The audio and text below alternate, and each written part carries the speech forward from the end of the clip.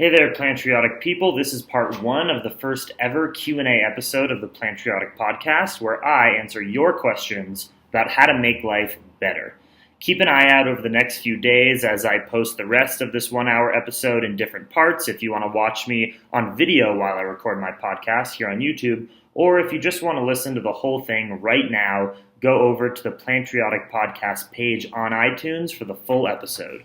Hello, my Plantriotic, plant-loving, and plant-interested friends out there. Welcome to episode 31 of the Plantriotic podcast with your host, myself, Jackson Foster, with the first ever Q&A episode of the podcast. I'm super stoked to be doing this, and it's extremely new for me for a variety of reasons. One, the entire podcast thus far has been an interview-style podcast, so I bring on a guest who I think has a motivating story, can inspire the viewers, can inspire me so that I can hear what they have to say, and I provide you guys with an hour to 2 hour conversation that I have with that person just to make our lives better in the fields of health, nutrition, veganism, fitness, yoga, sustainability, animal ethics, human ethics, a variety and multitude of interests that really captivate me. But what I found was that although I get to put in my 2 cents in every conversation, I felt this urge, this opportunity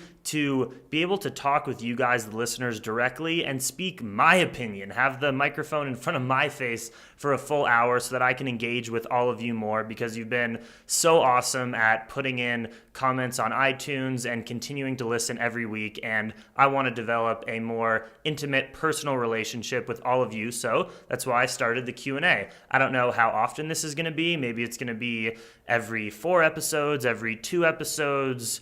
No idea. We'll see the feedback. It really is all up to you. I'm not doing this for me. If this is what you guys want, then I will keep doing it. So over the past week, I've collected a bunch of questions from submissions from listeners and from friends and family of mine and it's really funny. I put out a Facebook post on the Plantriotic page and was like, hey, I'm doing this Q&A podcast. If you have any questions, just email me and I will answer them in the episode. And you can tell there's so many of my friends that have been kind of dealing with me this whole journey I've had through nutrition and plant-based stuff, who ask questions here or there, but you can tell there are people who I know really well who are like, yes, here's my opportunity to ask this question that I've been wanting to ask you for so long, but for some reason felt awkward to ask me. So I'll keep this super quick, but if you can, please leave a review on the iTunes page. It's a huge help for getting the podcast rankings up. And if you're watching this on YouTube, I don't know if I mentioned that, I am also recording. This is the first time I am recording with video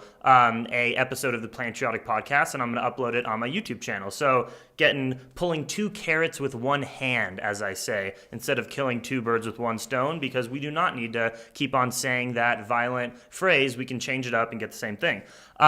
So whether you're listening to this on iTunes, please leave a review on the page, or if you're watching this on YouTube, make sure to subscribe. And it's all Plantriotic, everything. If you want to follow what I'm eating, my vegan muscle gains, all that fun stuff, you can check out my Instagram, Twitter, and Facebook page. It is all at Plantriotic. So let's get right into it. First question from my beloved friend, shout out to Barrett Donovan, who goes to my school, Colorado College, and she says, how did your body first react / begin to adjust to the fruitarian diet? How did you move past those physical barriers? So great question. People ask me that all the time. And to give some background first, I was practicing a high-carb, low-fat, both cooked and raw vegan diet for about 2 years before I started to, try a completely raw, fruit-based approach. So I had 2 years to adapt from a totally, junk food standard diet, which happened to be vegetarian, but still had tons of eggs and dairy and cheese and things that absolutely are not in a plant-based vegan diet.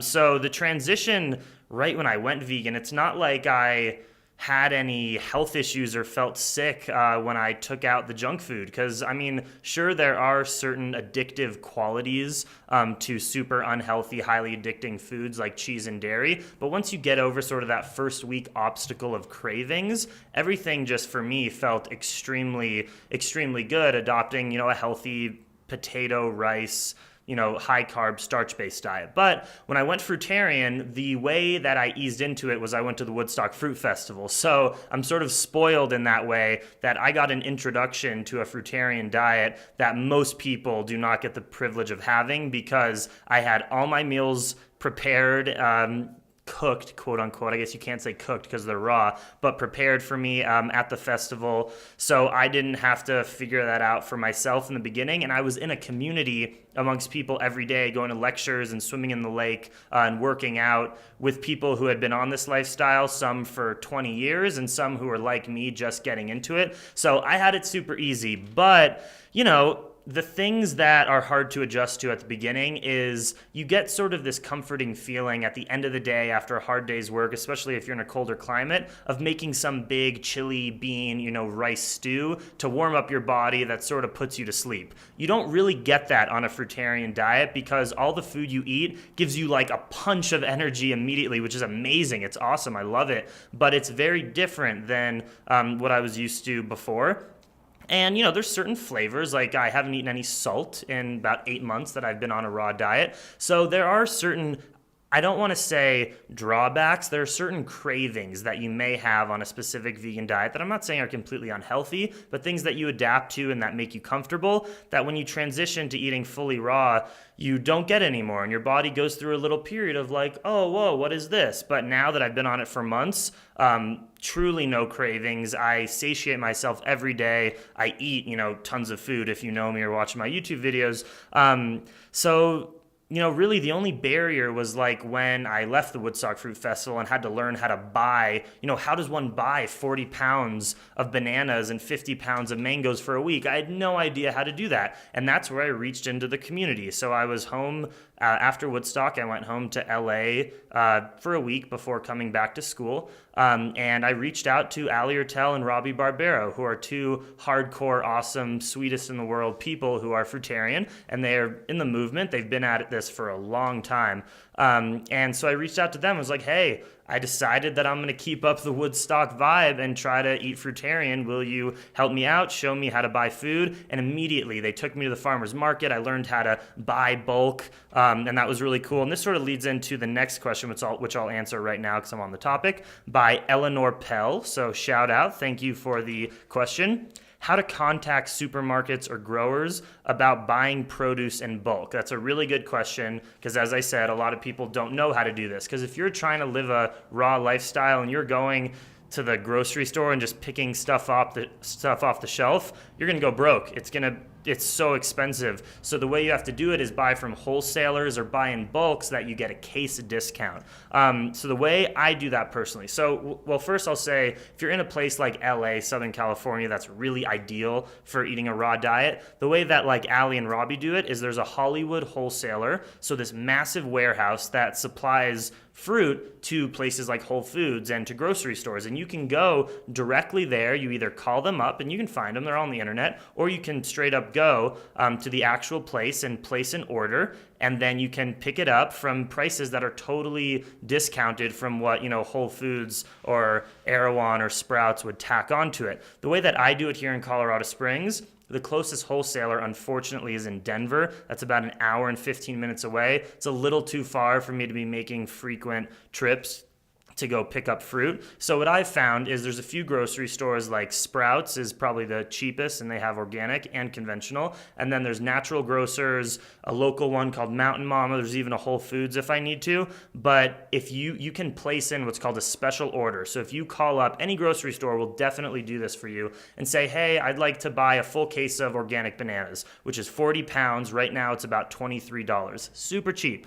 So you can just call them up and say, I'd like to pick up a case, and they'll either say, great, we have one here, or they'll say, all right, we'll put in an order, and in about 2 or 3 days, you can come pick that up. And that's what I do for all of my bulk fruit. When it comes to the greens, I just buy off the shelf because it's not enough for one person for me to buy, an entire case of something. So there's certain items that I'll buy just off of the shelf, but that's how you buy fruit from the supermarket or, at a wholesaler in bulk. Next question, we're going to go to my man Harry Reed, who is at vet school in Oregon. He is a vegan friend of mine as well. And he said, this is totally changing the subject, but a really good question. If I came to veganism by way of connection, I felt, to the lives that were being taken, so from more of an animal ethics route, is it contradictory to spread veganism based on its nutritional benefits? Sometimes it feels easier for me to connect with some people based on nutrition because it makes me seem self-righteous to argue about animal welfare. However, at some point, I do believe it's important to take that stand. Any thoughts? Thank you, Harry. That is an amazing question that I have a lot of experience with, so I would love to talk about it. I went vegetarian when I was 14 for completely ethical reasons. I could not handle the fact that flesh was still on my plate emotionally. It would keep me up at night. So it was when I was 14, when I was old enough, I guess, to realize that you don't need to apply and get a membership card to become a vegetarian. Anyone can do it.